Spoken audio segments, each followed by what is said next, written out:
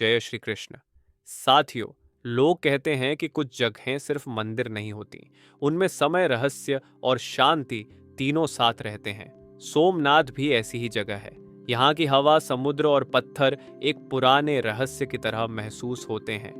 जब आप इस मंदिर के पास खड़े होते हैं तो लगता है कि यह स्थान सिर्फ आस्था से नहीं बल्कि सदियों की घटनाओं और अद्भुत ऊर्जा से बना है।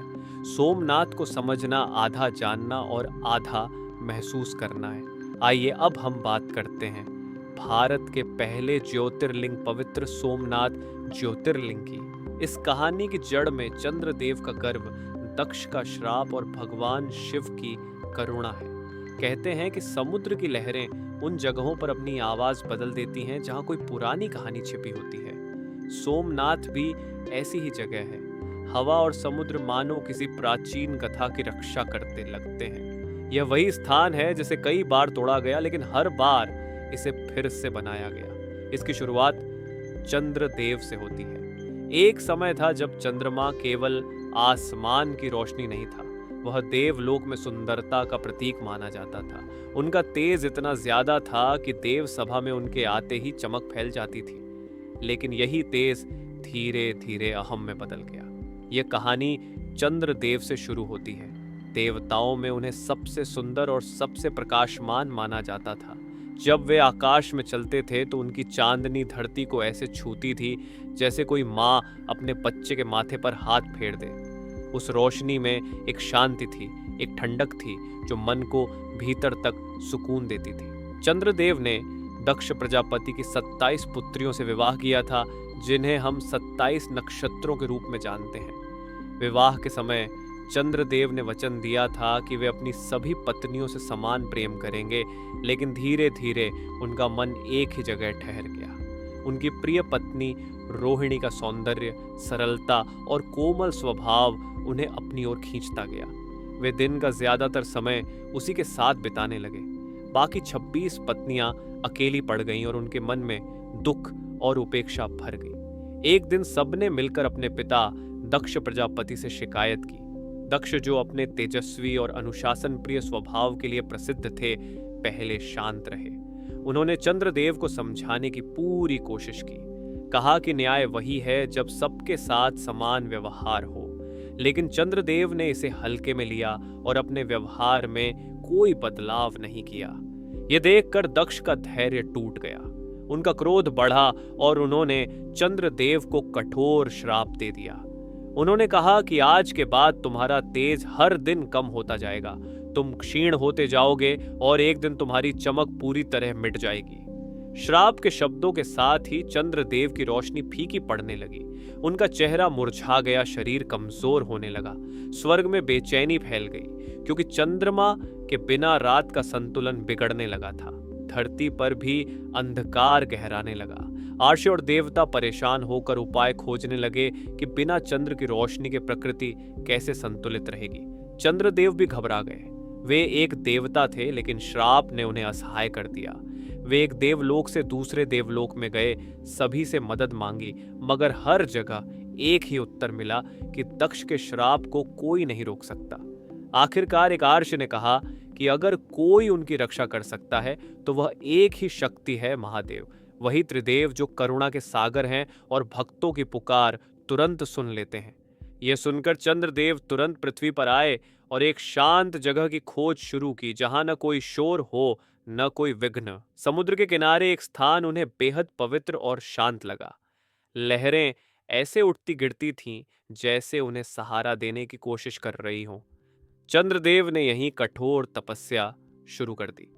दिन बीतते गए, उन्होंने भोजन त्याग दिया, बस शिव नाम का जप करते रहे। उनका शरीर और कमजोर हो गया, लेकिन उनका मन पहले से ज्यादा मजबूत था।